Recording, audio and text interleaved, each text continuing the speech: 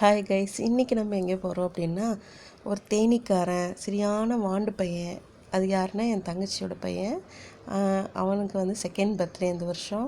So அந்த birthday celebrate பண்ணுறதுக்காக தான் ஈவினிங் பொண்ணுங்க ஸ்கூல்லேருந்து வரக்குள்ளே கிளம்பியாச்சு. அப்படியே போயிட்டு அவங்களுக்கு ட்ரெஸ் சேஞ்ச் பண்ணிவிட்டு கூட்டிகிட்டு போயாச்சு ஸ்கூல்லேருந்து டைரெக்டாக. ஸோ அங்கேருந்து நேராக போயிட்டோம். பர்த்டே பாய் எல்லாம் ரெடி ஆகிட்டு அவனுக்கு பிடிச்ச மார்லஸ் தீம் தான் வந்து நாங்கள் செலக்ட் பண்ணியிருந்தோம்.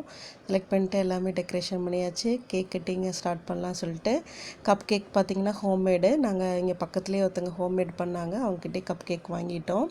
ஸோ அதெல்லாம் பண்ணிவிட்டு அவனுக்கு டெக்கரேட் பண்ணியாச்சு. அதுக்கப்புறம் பர்த்டே பாயும் ரெடி ஆகிட்டான்.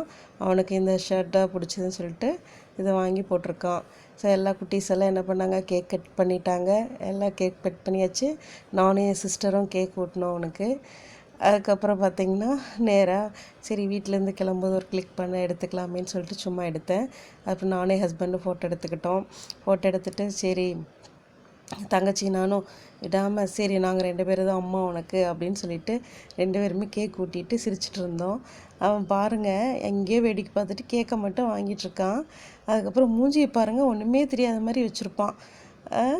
அதுக்கப்புறம் பார்த்திங்கன்னா போஸ் சிரிச்சிட்டான். கேக் கொடுத்தோன்னே தான் நார்மலாகிட்டான். நார்மலானதுக்கப்புறம் பார்த்திங்கன்னா குட்டீஸ் எல்லாம் ஃபோட்டோ எடுத்துக்கிட்டாங்க. அப்படியே வந்துட்டோம்.